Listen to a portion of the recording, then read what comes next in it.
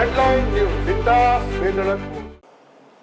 વડોદરા નગર પ્રાથમિક શિક્ષણ સમિતિના પૂર્વ ચેરમેનને 2 વર્ષની કેદ થઈ છે. ચેક બાઉન્સની ઘટનામાં કોર્ટ દ્વારા કાર્યવાહી કરાઈ છે. વડોદરા નગર પ્રાથમિક શિક્ષણ સમિતિના પૂર્વ ચેરમેનને 2 વર્ષની કેદ થવા પામી છે. ચેક બાઉન્સની ઘટનામાં કોર્ટમાં કાર્યવાહી કરાઈ હતી, જેમાં દિલીપસિંહ ભાજપાના છે અગ્રણી. વડોદરા શિક્ષણ સમિતિના પૂર્વ ચેરમેન દિલીપસિંહ ગણપતસિંહ ગોહિલે ગત વર્ષ 2017-18માં ગોરવા વિસ્તારમાં વિનાયક 44 નામથી ફ્લેટની સ્કીમ શરૂ કરી હતી. આ સ્કીમમાં છાણી વિસ્તારના શિલાલેખ ફ્લેટમાં રહેતા બિલ્ડર જશવંત પટેલે એક ફ્લેટ બુક કરાવ્યો હતો અને તે પેટે તેઓએ 62 લાખ ચૂકવ્યા હતા. ત્યારબાદ દિલીપસિંહે ફ્લેટનું વેચાણ દસ્તાવેજ નહીં કરી શકે તેમ કહી 59 લાખ પાછા આપવાનું કહીને તેમને 12 ચેક આપ્યા હતા.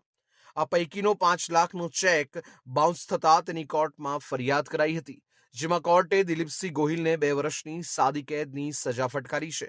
ચેકના ડબલ નાણાં વળતર પેટે ચૂકવવાનો આદેશ કરાયો હતો. આમ કોર્ટ કાર્યવાહી થતા સોપો પડી ગયો હતો. અત્રે ઉલ્લેખનીય છે કે અગાઉ જમીન વિવાદના કેસમાં ભાજપના કોર્પોરેટર પરાક્રમસિંહ જાડેજાએ દિલીપસિંહ વિરુદ્ધ મેદાને પડ્યા હતા. કરોડોનું કરીને વિદેશ ભાગી ગયેલા દિલીપસિંહને રેડ કોર્નર નોટિસ બાદ ઝડપી લેવામાં આવ્યા હતા, જે બાદ તેમને વધુ એક સ્કેમ બહાર આવતા રાજકીય મોરચે ખળભળાટ મચી ગયો છે.